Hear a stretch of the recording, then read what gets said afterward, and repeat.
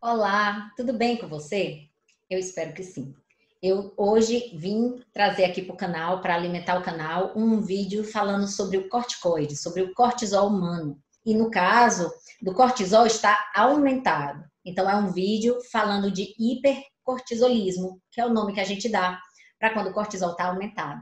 O cortisol ele é um hormônio produzido nas nossas glândulas adrenais e ela atualmente é um hormônio bastante famoso, é o queridinho da atualidade e muitos pacientes já vêm com certa informação sobre o cortisol, buscando a gente, o médico, se posicionar e poder explicar para ele. Na falta de tempo, às vezes, esse vídeo pode ser que ajude a você, pode ser que ajude inclusive o seu médico a estar te dando as informações que às vezes numa consulta médica a gente não consegue completar.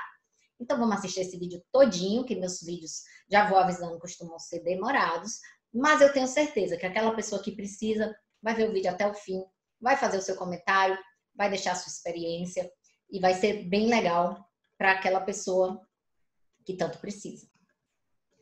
Eu sou a doutora Lia Lima, para quem não me conhece. Caso queira conhecer um pouco mais do meu trabalho, você pode estar entrando no meu site, que é doutoralialima.com.br.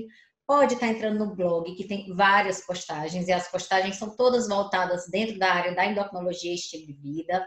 Então, você vai encontrar muito sobre as alimentações por restrição de carboidrato. Você vai encontrar também muito sobre diabetes, muito sobre doenças tireoidianas, muito sobre alimentação, vitaminas. E, claro, as doenças mais raras, como esses vídeos das doenças adrenais que eu venho gravando para vocês, deve ter alguma descrição ou outra com menor frequência, porque as doenças são menos frequentes, mas não menos importantes. Bom, se queira me seguir, eu sou a doutora Lia Lima, tudo junto, DRA Lia Lima no Instagram, doutora Lia Lima no Facebook e no YouTube. Se quiser e gostar, não deixa de curtir esse canal. Lembrem-se que isso aqui não é uma consulta médica, então nos comentários eu nunca faço orientações e condutas, nada substitui uma consulta médica com avaliação clínica, com avaliação juntando a sua história, com os resultados laboratoriais, tudo junto dentro de uma consulta é realmente o lugar mais seguro para que você possa fazer que o médico possa fazer as condutas médicas. Aqui o objetivo é sempre a divulgação de conhecimento para poder te deixar mais empoderado, mais cheio de informação. E se quanto mais você conhece da doença que você está sofrendo, mais você domina ela. Então, gente, o aumento de cortisol, como eu expliquei para vocês, o nome para aumento de cortisol que a gente dá técnico se chama hipercortisolismo. O cortisol, ele é produzido na glândula adrenal, mas bem rápido. Toda pessoa que tem o cortisol aumentado e ela manifesta sinais e sintomas, nós chamamos de síndrome de Cushing. Então, a síndrome de Cushing, síndrome é um conjunto de sinais e sintomas que são causados pelo excesso de cortisol no corpo. Esse não é uma doença em si, que tem uma origem, não. É uma clínica, é um conjunto de sinais e sintomas que podem vir por várias causas. Então, existem muitas causas de síndrome de Cushing, mas ela não tem uma causa única, ela é um conjunto de sinais e sintomas causado pelo excesso de cortisol anormalmente, anormais aumentados no corpo.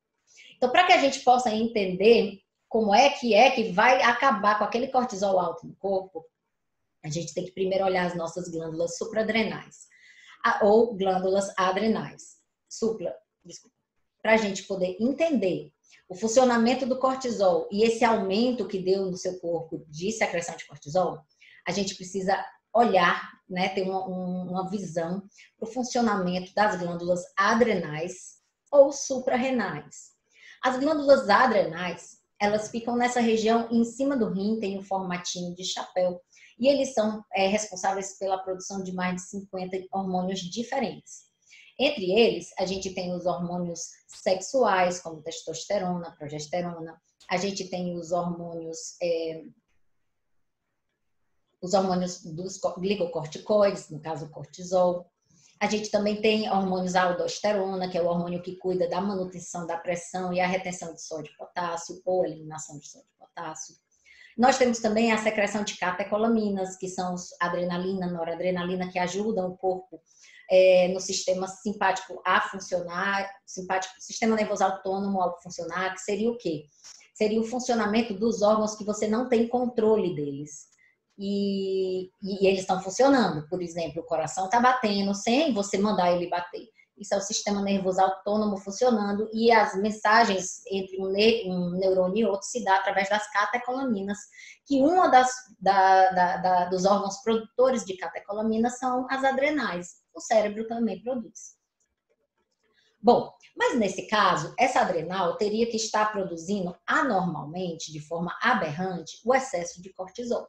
No caso de uma pessoa saudável, um paciente normal, ele tem aqui o hipotálamo e a gente tem a hipófise, que são duas glândulas que estão aqui no interior do cérebro. Eu gosto de dizer que eles são o gerente dos órgãos. Então, eles conversam com vários órgãos.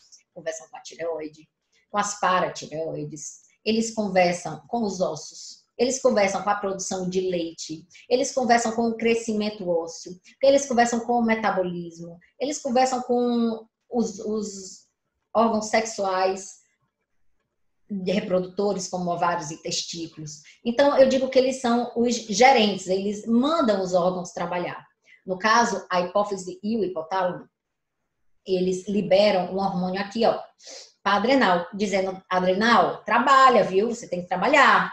A adrenal trabalha, libera o hormônio chamado cortisol. O cortisol chega lá na corrente sanguínea, atinge o cérebro, e aí o gerente percebeu que foi produzido. Aí ele vai dizer assim, adrenal, já tem cortisol, descansa um pouquinho. Aí ela descansa, aí o cortisol baixa, vai para a corrente sanguínea, a hipófise e o hipotálamo percebem, aí eles mandam a informação.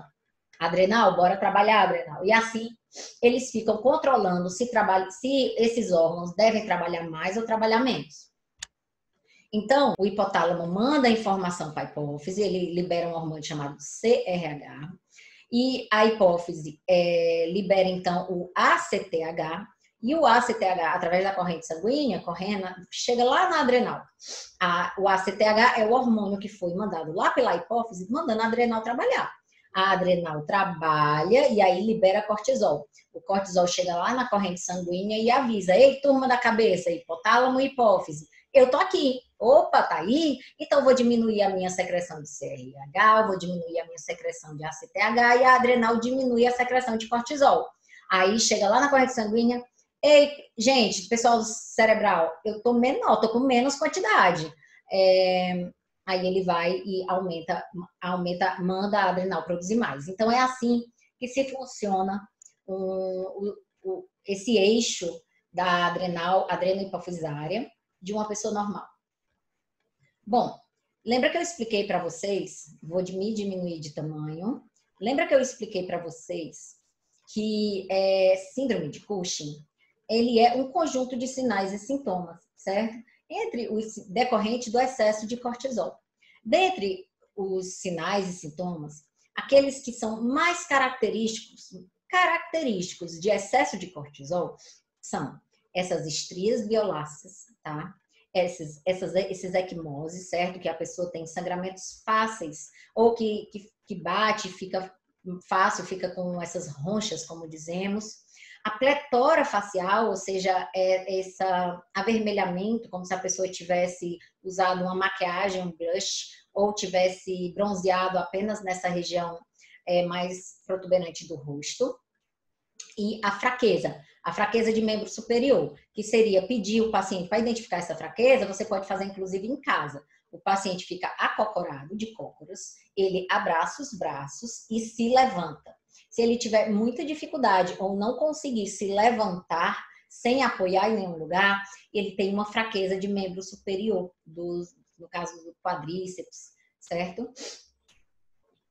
Então, esses que eu expliquei para vocês, pletora facial, equimoses, e que seria a fragilidade capilar, os vasos ali são frágeis. As estrias violáceas, que tem mais de 1 centímetro cada estria, e a fraqueza de membro superior são para toda pessoa que tiver isso, tem que investigar o aumento de cortisol no sangue. Agora, outros sintomas podem vir, como aumento de peso, e esse aumento de peso derivando de aumento de gordura central, que seria na barriga, com as perninhas finas e braços finos, uma pele frágil, que você puxa assim, fica só a pelinha vindo, mesmo numa pessoa que tem obesidade, a presença de juba, né? Às vezes a pessoa tem resistência à insulina, que ela vem como uma das manifestações que pode vir da síndrome de Cushing, ela vem com acantose nígrica, que são escurecimentos das dobras dos pescoços,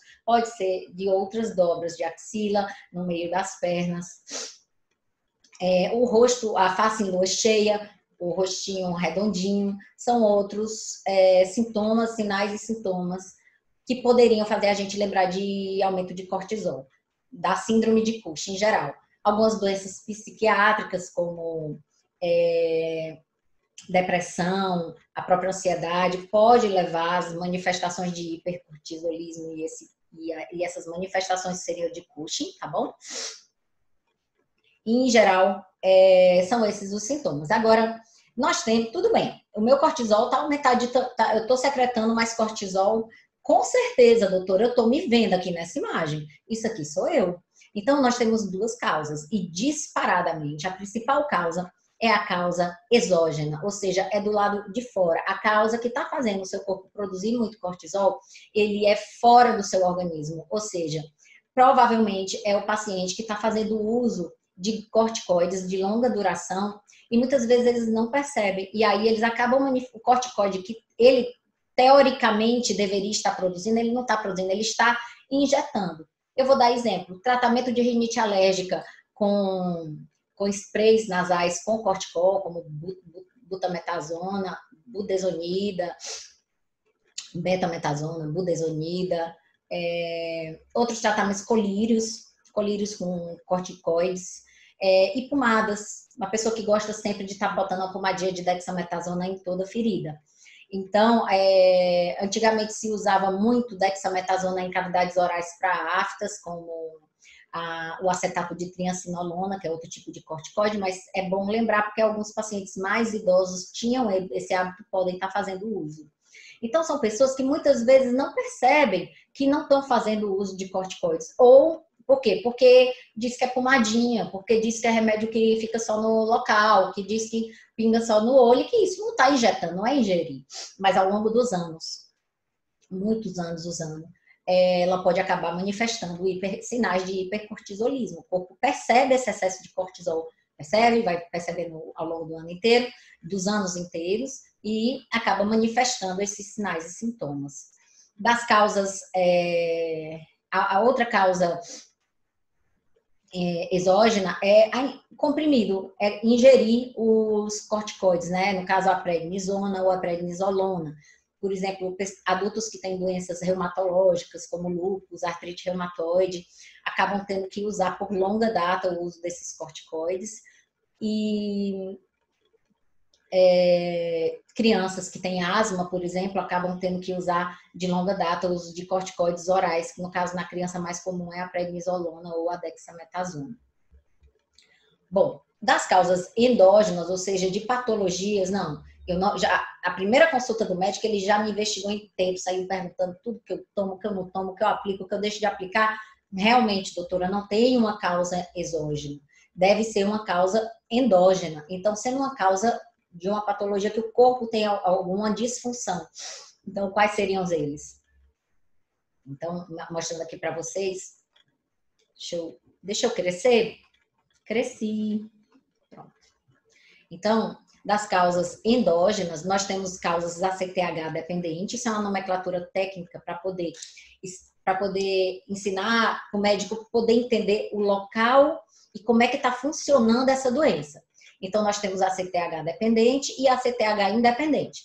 Lembra, gente, que eu expliquei para vocês que o gerente, hipófise e hipotálamo, ele libera, o hipotálamo libera CRH, que vai para a hipófise, que libera ACTH. O ACTH vai lá na adrenal e aumenta a secreção de cortisol.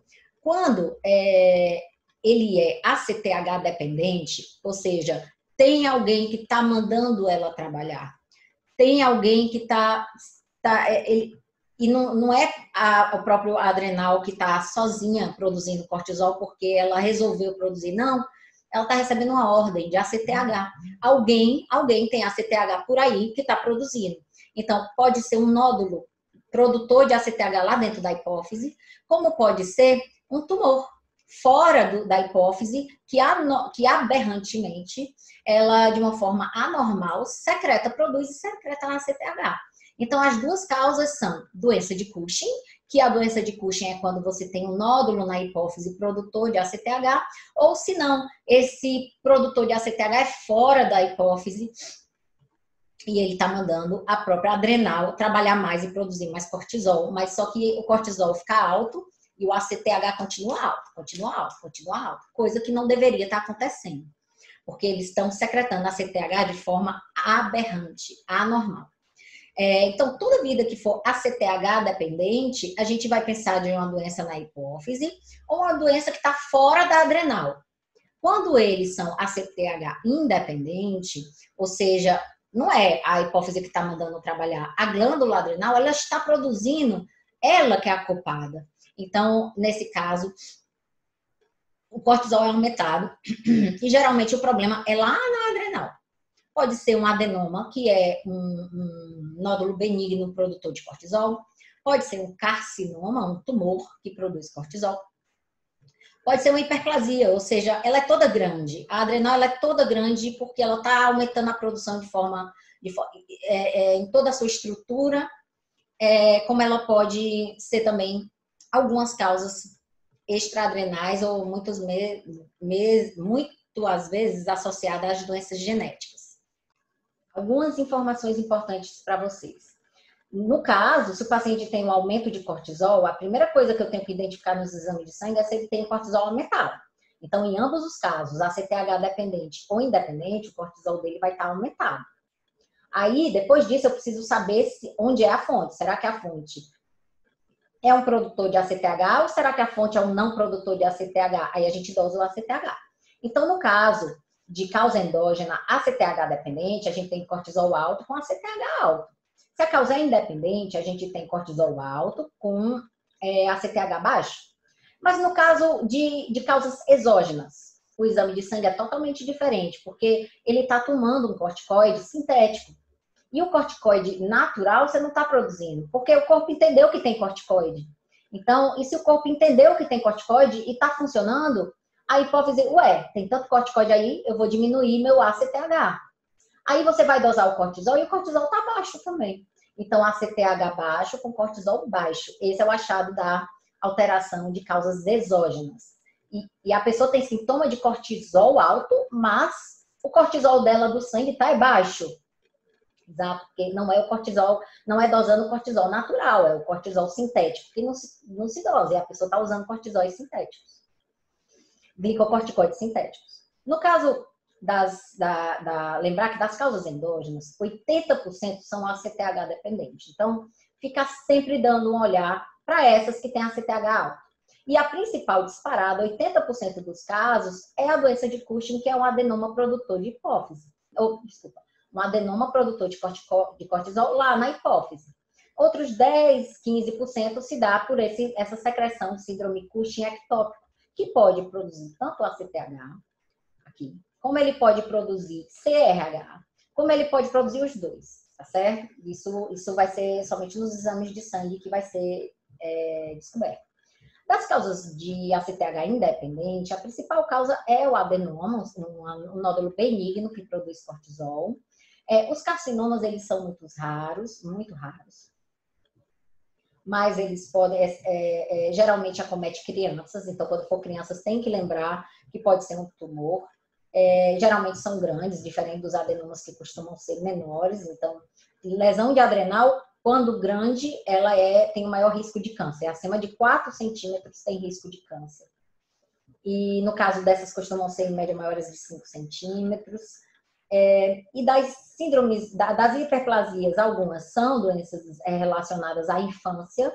Então, quando a gente tem um Cushing infantil, a gente tem que pensar menos. A doença de Cushing ainda é a principal causa, um adenoma produtor, mas lembrar que existem algumas doenças genéticas que se manifestam na infância. Então, se for na ACTH independente, não for lá na adrenal o problema, os carcinomas são mais frequentes, principalmente se forem bilaterais. Ele costuma ser unilateral, mas se bilateral você já tem que pensar ou em metástase ou em carcinoma. As hiperplasias, elas são muito comuns na infância, são doenças genéticas, tá certo? E a hiperplasia pigmentosa se chama doença adrenal nodular pigmentada primária. Ela é uma doença que se manifesta nos primeiros 2 anos e ela pode vir associada ao complexo de Carney, certo? Que é uma associação. O complexo de Carney é uma doença que manifesta mixomas, são mixomas cardíacos, mixomas cutâneos, mixomas mamários, tá? E pode vir com tumor hipofisário, nesse caso, produtor de GH, no caso, a doença de Cushing. Se tiver a doença de Cushing, ela costuma ser a principal manifestação clínica nessa criança, tá bom? A síndrome de McCune-Albright, ela é uma doença também genética, tá bom? Que acomete principalmente o sexo feminino e se manifesta até mais ou menos 10 anos na infância. E ela, nesse caso, é um tumorzinho... Não, a glândula adrenal, ela não produz só cortisol, mas ela também aumenta a produção de testosterona. Então, você vai ver uma puberdade e hormônios sexuais. Então, você vai encontrar puberdade precoce nessas crianças. Então, e o estrógeno está muito relacionado com aumento do trabalho ósseo, então ela vai ter deformidades ósseas, podem ter deformidades ósseas em rosto. Vão ter manchas de café com leite, precisa isso pensar em afastar outras doenças genéticas que têm mancha de café com leite, são várias, tá bom?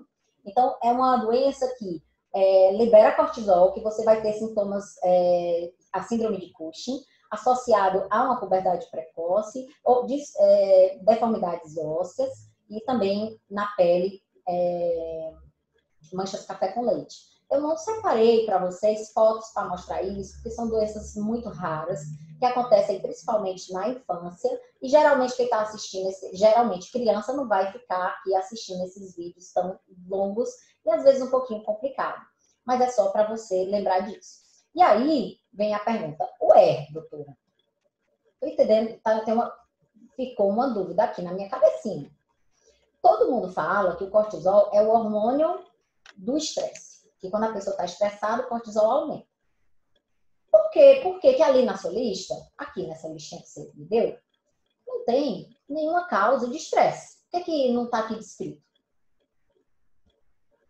Bom, até a atualidade, a literatura não se manifestou como que o excesso de estresse e crônico poderia ser culpado de causar manifestações clínicas de Cushing. O que pode... por quê? Porque o estresse, ele é adaptável, o corpo humano, ele adapta. Então, você está estressado, naquele momento, você está com aumento de cortisol, está liberando cortisol, mais do que precisa. Mas, durante a noite, esse cortisol baixa, ele não fica continuamente alto. Enquanto as outras doenças, elas têm cortisol continuamente alto. O que a gente tem visto na modernidade é que as pessoas estão tendo estresse continuado, viram noite estressados, trabalhando, preocupados, com insônia, não dormem bem. Então, aquela recuperação do cortisol não está acontecendo. Até o momento, não existe uma doença específica para dizer que o estresse continuado, crônico, intenso, pode levar ao excesso de cortisol continuado, que esse é o problema. O estresse, ele é excelente, ele foi excelente para salvar a vida da gente. O cortisol, ele foi um grande hormônio que permitiu a evolução da espécie humana, porque ele deixava o paciente alerta, atento, e esse estresse, que é dele, o estresse, o medo, a cobrança, ela libera cortisol e você fica atento, disperso. Atento, disposto. Mas depois do estresse, vamos supor, você ia ser atacado por um animal. Depois do estresse que o animal ia embora, ou o medo ia embora, ou a situação era resolvida, o cortisol baixava. Então, é normal que você tenha episódios de aumento de secreção de estresse, por exemplo, emoções fortes fazem com que o cortisol esteja aumentado. A própria pandemia, no começo, né, da pandemia, que foi no mês de março, e entre o mês de março e abril no Brasil, liberou muito cortisol e os pacientes manifestaram muitas complicações derivadas desse excesso de cortisol. Tem pessoas que são mais sensíveis e manifestam sintomas com mais agressividade, com mais velocidade. Tem pessoas que são menos sensíveis e o corpo acaba tendo uma melhor defesa desse excesso de cortisol. O que a gente sabe? A gente sabe que existe uma nomenclatura que vale a pena a gente conversar aqui. Bom, a síndrome de Cushing, eu já expliquei para vocês. Ela é todo conjunto de sinais e sintomas que se dá pelo excesso de cortisol. Entre eles, o mais importante, quem é a pletora facial, o rubor ali na região das bochechas, equimoses por fragilidade capilar, então a pessoa tem esses sangramentos mais fáceis. Que mais? A fraqueza de membro superior e as estrias violáceas acima de 1 centímetro. A síndrome de Cushing, ela pode vir pelo excesso de uso de corticoide. A síndrome de Cushing, ela poderia, em teoria, não como um nome específico, derivado do estresse continuado. A síndrome de Cushing, ela pode vir simplesmente por causa de doenças mentais. Então, a doença mental, a depressão ativa, a ansiedade ativa, que não melhora nem acordado nem dormindo, ele faz com que você libere cortisol o tempo todo sem diminuir. E eles sim podem manifestar, ter manifestações de Cushing, tá certo? Esses casos são conhecidos como pseudo-Cushing. Então, dentro da situação de doenças mentais, pelo cortisol aumentado que as doenças mentais acabam causando, a pessoa pode manifestar os sinais e sintomas, né? Pode manifestar síndrome de Cushing, nós chamamos isso de pseudo-Cushing, porque o tratamento deles é tratar a doença mental. Tratando a doença mental, a pessoa vai resolver esses sinais e sintomas, tá certo? Então, talvez o excesso de estresse continuado, mesmo que essa pessoa não tenha desenvolvido ainda uma doença mental, entraria com a nomenclatura de pseudo-Cushing, que esse caso, a medicina ela entende e dá a nomenclatura e diagnóstico de pseudo-Cushing. A doença de Cushing, como vocês já sabem, quando a causa é endógena, é a principal causa. Agora, lembre-se que é causado por um tumor produtor de ACTH lá na hipófise, e lembre-se que as manifestações clínicas podem ser desde manifestações clínicas muito sutis até aquelas muito clássicas. Existe a síndrome de Cushing subclínico, que seria o quê? Seria o paciente que está produzindo cortisol aumentado, ele tem cortisol aumentado, mas ele ainda não manifestou a clínica, né? As clínicas, pelo menos as mais clássicas, como o rubor facial, a fraqueza de membro superior, a equimoses. Isso acontece, é comum em pessoas jovens que estão obesas, que têm diabetes, né?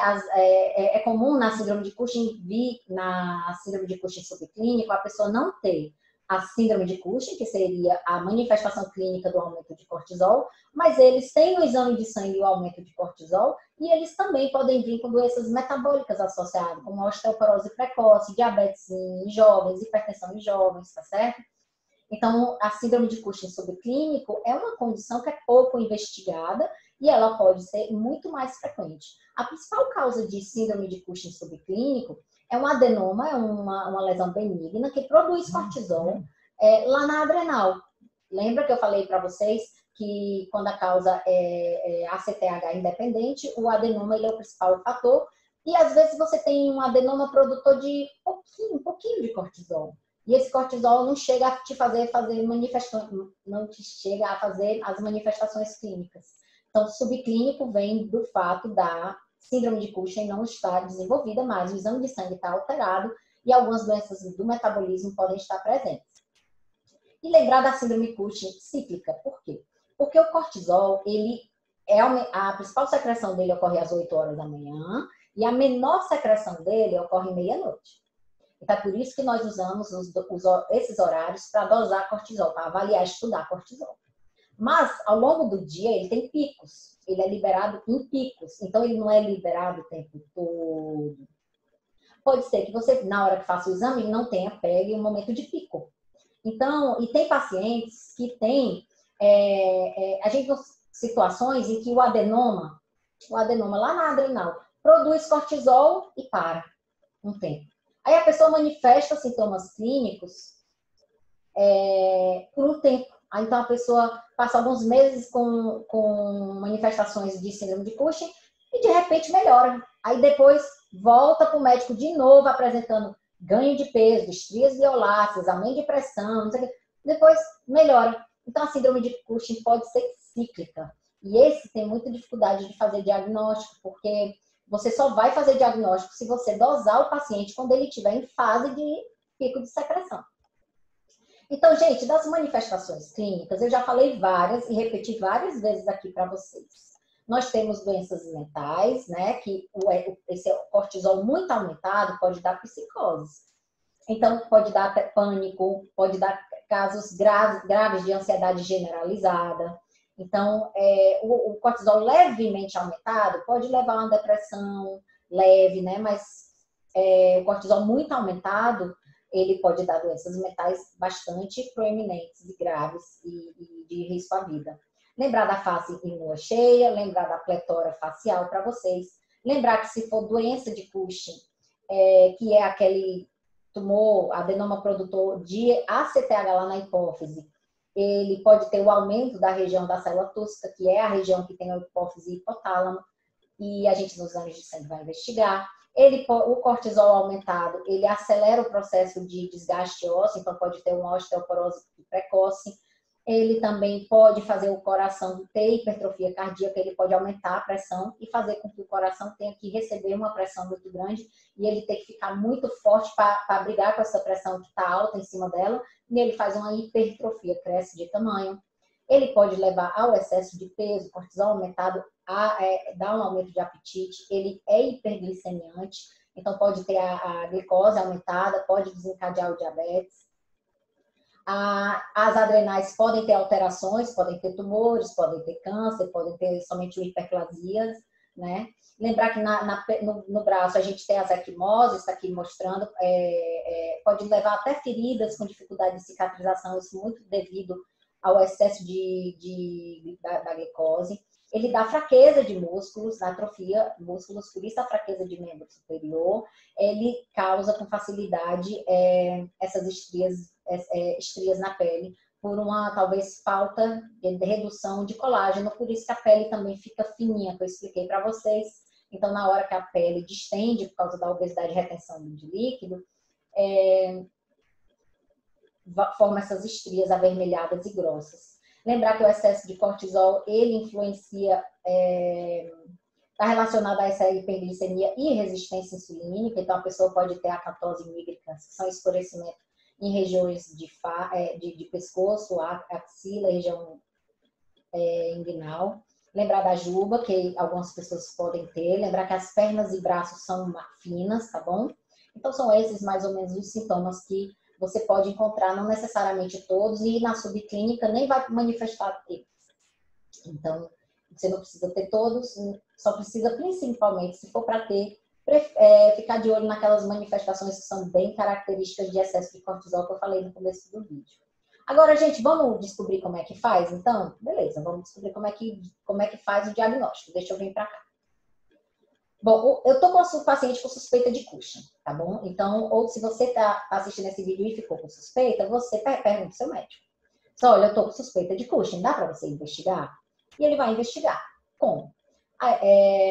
Primeira coisa que o médico tem que fazer é sentar com você, nem que seja 1 hora sentado com você e descobrir se você não está usando nenhum glicocorticoide sintético exógeno. Excluindo essa possibilidade, nós vamos começar a triagem, perfeito? Então, a gente faz a triagem, a gente precisa pelo menos de 2 exames alterados. Mas a gente tem alguns exames para pedir. É muito importante que se peça, às vezes, os 3 de uma vez. Então, o exame, o melhor exame que tem para dosagem de cortisol aumentado é você dosar na veia, o cortisol sérico na meia-noite, ou seja, aquela hora que baixa. Por que isso?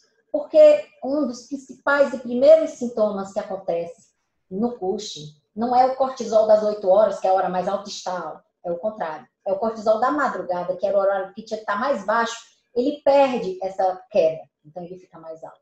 Começa assim, e claro, depois a pessoa pode ter excesso de cortisol 24 horas. Então, dosar o cortisol na veia de manhã, a gente vai perder muita gente pro Cushing, a gente não faz esse exame, tá bom? A gente só dosa cortisol na veia para investigar a falta de cortisol, a insuficiência adrenal. Mas o excesso de cortisol, a gente pode perder muita gente. Se a gente for dosar de manhã, o ideal seria dosar na madrugada. Agora, preste atenção como é impossível fazer esse exame. O paciente tem que estar no hospital, ele tem que estar com a veia funcionada, uma veia de demora. Tá lá com a veinha e ele dormir com a veinha.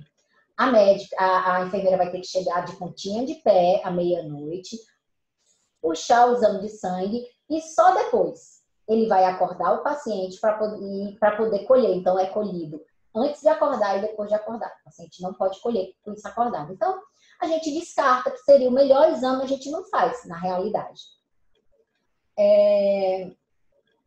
Mas outros exames podem ser feitos. Por exemplo, o teste de supressão com dexametasona 1 miligrama. Esse é o primeiro exame que a gente faz. Ele dando positivo, a gente faz outros. Porque lembra que eu tenho que ter mais de um exame para confirmar? Ou o médico pode solicitar já os 3. Ele pode solicitar a dosagem de cortisol salivar na madrugada, que ele é muito bom também para ver aquela perda, lembra? Para a gente ver que aumentou. E a gente pode pedir o cortisol urinário livre, ou seja, eu vou ter de 24 horas, eu vou colher o meu xixi 24 horas e depois eu vou ver se você teve cortisol aumentado na madrugada, quando você acordar e fizer o xixi, vai estar lá cortisol aumentado. Então, são 3 exames muito seguros. A gente primeiro pede o seguinte exame. Esse exame vocês precisam entender como é que funciona. O teste de supressão com dexametasona. A dexametasona ela é 0,5 miligramas. A gente faz assim, olha, paciente, quando der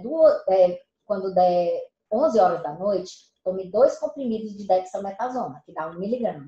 Quando for no outro dia, às 8 horas da manhã, você vai dosar o seu cortisol. E lembre, em pessoas que tomam corticoide, que a dexametasona é um corticoide, o cortisol próprio reduz. Lembra que eu expliquei para vocês? Que o ACTH é para estar baixo e o cortisol, que é dosado, ele é para estar baixo. O cortisol do sangue é para estar baixo.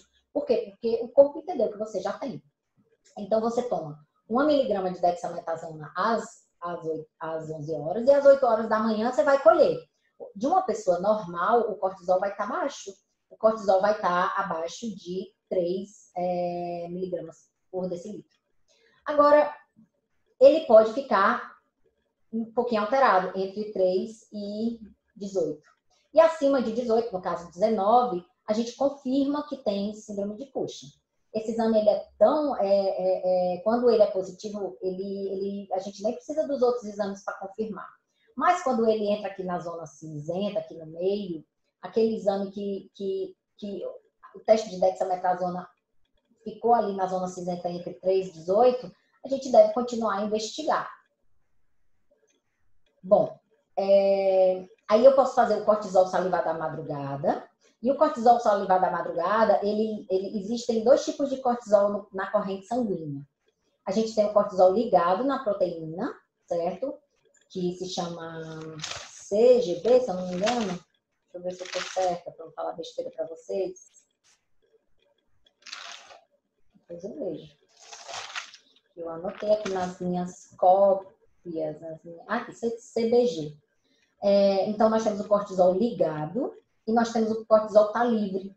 Então, na hora que o exame de sangue colhe, ele dosa os 2.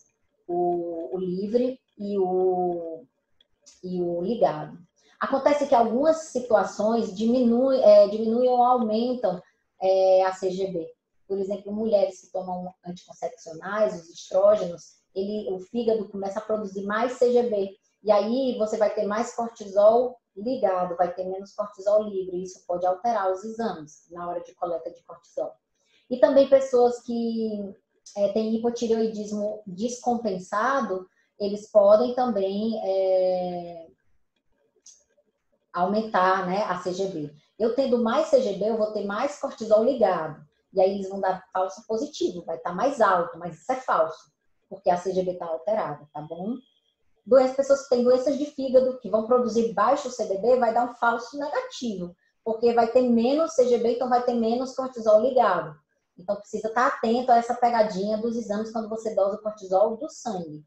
Então, uma alternativa é pedir o cortisol salivar, que ele é livre, ele não é o ligado. Ele tem essa vantagem. Outra vantagem dele é porque é medido na madrugada e é um exame que ele é muito fiel. E nós temos o exame do cortisol livre também, que ele é medido em 24 horas, porque aqueles pacientes que têm ciclos alterados, que é picos, lembra que o cortisol é liberado em formato de picos? Pode ter picos que a gente não está conseguindo medir, então o cortisol urinário de 24 horas é um deles. Se por acaso eu tenho qualquer um exame anormal, geralmente 2, tá? Então eu tenho pelo menos 2 exames alterados, eu fecho o diagnóstico de síndrome de Cushing. Eu confirmei por exame que o local eu não sei qual é, mas eu sei que tem hipercortisolismo. Se eu tenho um exame alterado, fiquei na zona cinzenta. Putz, será que é? E eu fiquei com os exames todos normais, 3 exames normais, cara, esquece pensar em outra coisa, ou se você tiver está levantando muita possibilidade, pensar na síndrome de Cushing cíclica e você está dosando num momento que não está produzindo cortisol. E aí o ideal é reavaliar e pegar o paciente no momento que ele está manifestando. Bom, quando eu tenho um exame alterado, ou se eu tenho um teste de dexametasona que for numa zona cinzenta, a gente faz o teste da corticotropina, tá certo? Que é isso, eu vou injetar na pessoa o CRH. O CRH é aquele hormônio que é produzido lá na glândula, na hipófise, que fala com o hipotálamo secretar a CTH. Então, o CRH, ele é aquele hormônio. Vou voltar para vocês para mostrar aqui, ó. Então, acho que aqui fica melhor. O hipotálamo produz CRH, a hipófise, tudo no cérebro, para produzir a CTH. O hipotálamo produz CRH, manda para a hipófise, que fica no cérebro, que libera a CTH, que vai falar lá na adrenal para produzir cortisol. Então, o que eu vou estar fazendo nesse exame? É o exame quando a pessoa ficou na zona cinzenta, ou o teste de dexametasona de 1 miligrama ficou na faixa de normalidade, o paciente tem sintomas de Cushing, eu quero continuar a investigar. Ou no caso do paciente fazer 3 exames e um exame deu alterado, é importante fazer o teste da corticotropina, que é injetar o CRH no paciente. Então, você tem, o paciente fica internado, você vai ter um acesso na veia dele e você vai dosar o ACTH dele. Dosar o ACTH dele e vai dosar também o cortisol dele. Então, você vai medir, antes de aplicar o CRH, você vai dosar ACTH e cortisol. Aí você colocou o ACTH, aí você vai medir com 15 minutos, com 30 minutos, com 45, de 15 a 15 minutos, de 60 minutos, aí depois 90 minutos e 120 minutos. Você vai ver se em algum momento houve um aumento da produção de cortisol em 20%, comparado com o basal, que foi aquele horário zero, antes de eu aplicar o CRH. Se houver um aumento de cortisol de 20% e aumento de ACTH de 35%, eu sei que eu tenho realmente hipercortisolismo e que é ACTH dependente.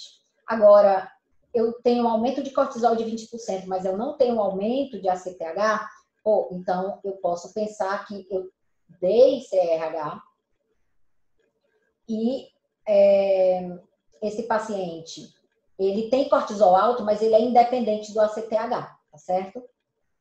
Então, ele dá sinais.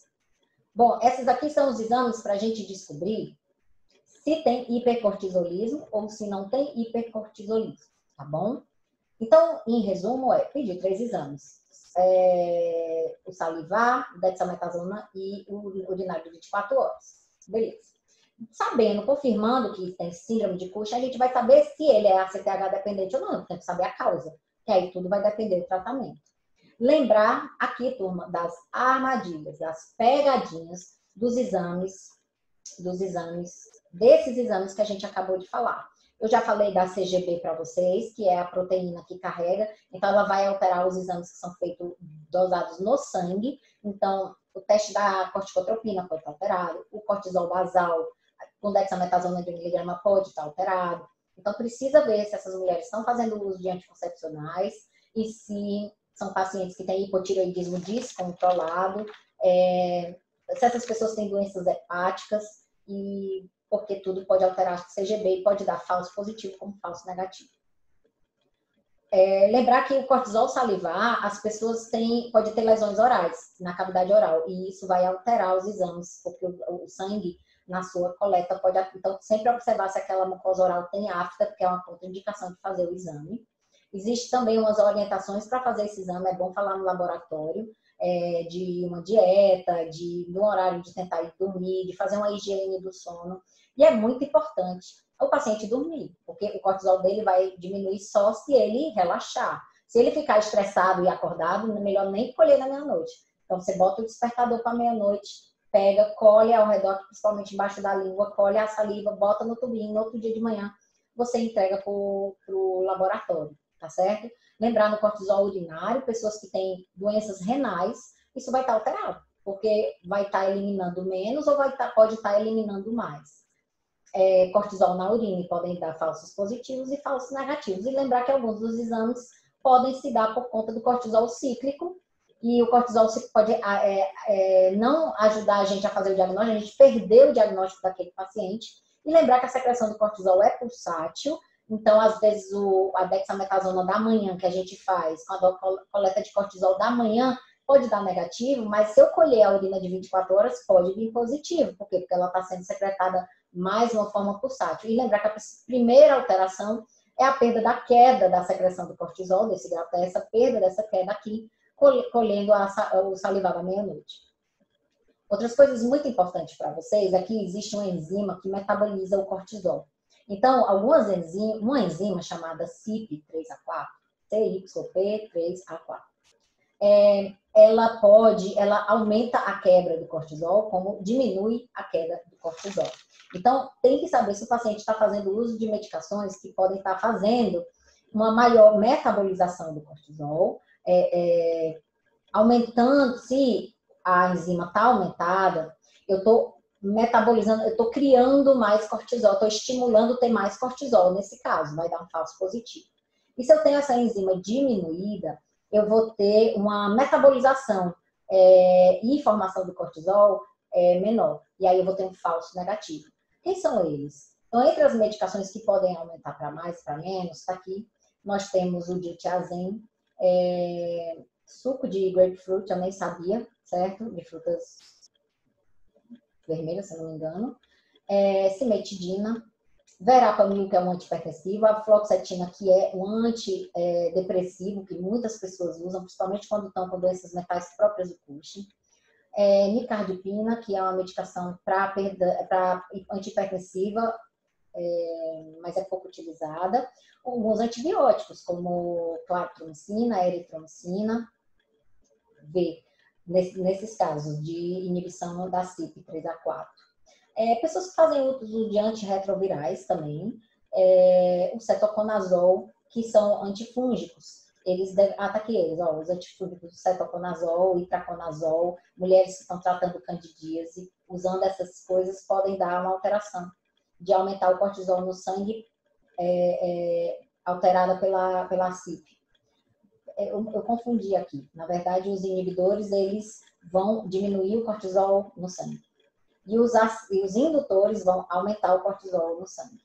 Foi isso que eu expliquei para vocês, é porque eu estava ao contrário.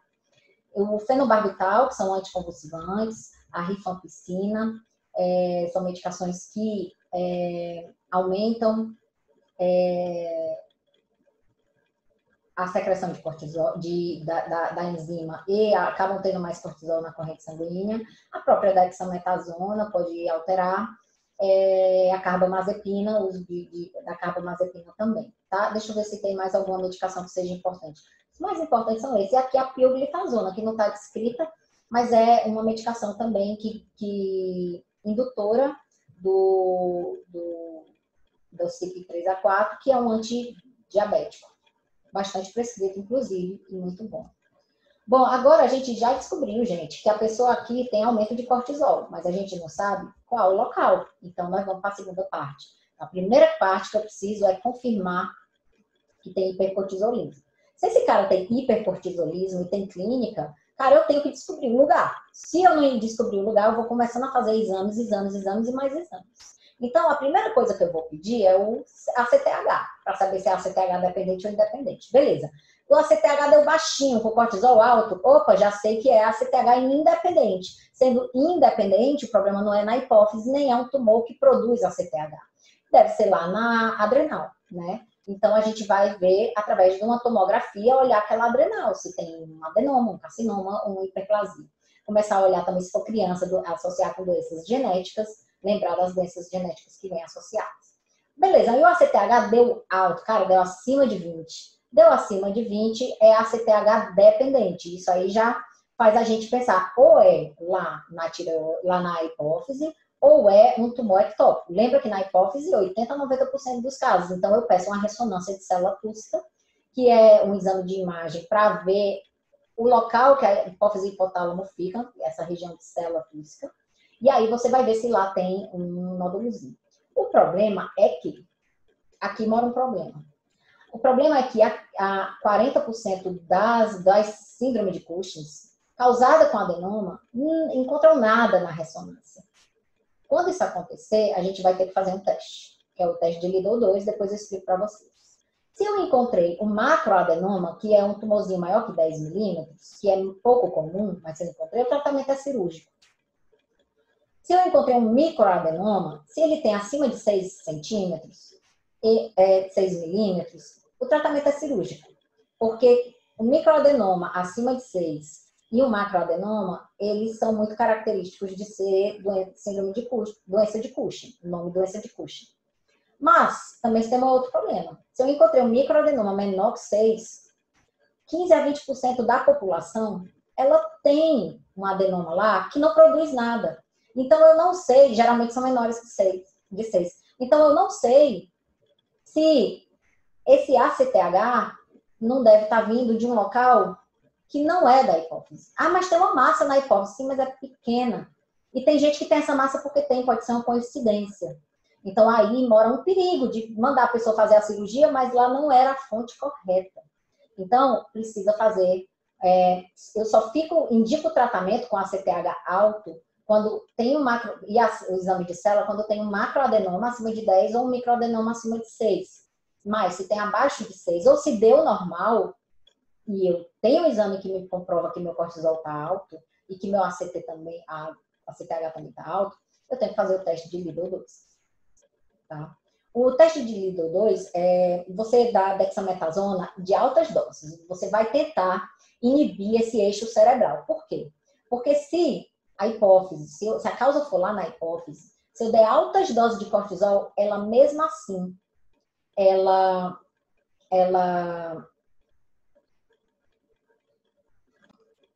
deixa eu explicar para vocês. A gente toma altas doses de dexametasona. 2 miligramas, são 4 comprimidos, de 6 em 6 horas, em horários específicos que a gente diz, tá? 9 da manhã, 3 da tarde, 9 da noite e às 3 da manhã. Fazendo isso durante 2 dias, e o paciente vai lá para o hospital e ele vai dosar o cortisol antes vai dosar o cortisol da meia-noite. Desculpa, das 8 horas da manhã, que é 6 horas depois da última dose de dexametasona. Por quê? Porque essa alta dose, ela vai conseguir chegar lá na hipófise e vai conseguir inibir o eixo. Diminuir a secreção de ACTH e diminuir a liberação de cortisol. Então, se o cortisol dosado na manhã for baixo, e no caso o ponto de corte aqui é 1,4. O cortisol, o ponto de corte que eu falei para vocês, ele é baixo quando ele é menor que 3. Ele é zona cinzenta quando é de 3 a 18 e ele é alto acima de 18. Mas aqui, nesse caso, que eu tenho um tumor produtor de hipófise, eu não preciso ser tão exigente com os valores de referência.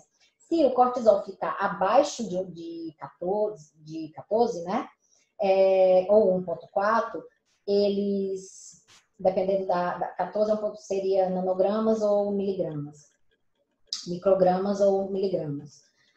Se deu menor que 1,4 é porque eu consegui suprimir, eu consegui falar lá na hipótese, dizer para ela não produzir cortisol, não produzir ACTH para não produzir cortisol. Então, a gente, se reduziu o cortisol em relação ao basal, que eu doso antes, eu tenho que dosar antes de começar a dexametasona, hein, gente? Para poder comparar.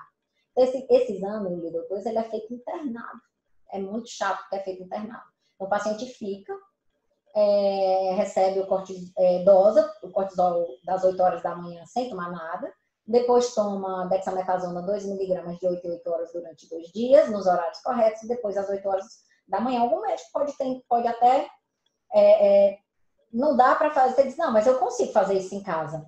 Não consegue porque essas doses tão altas de dexametasona podem dar crises de psicose, precisa ter assistência de cuidados e supervisão, tem que estar internado.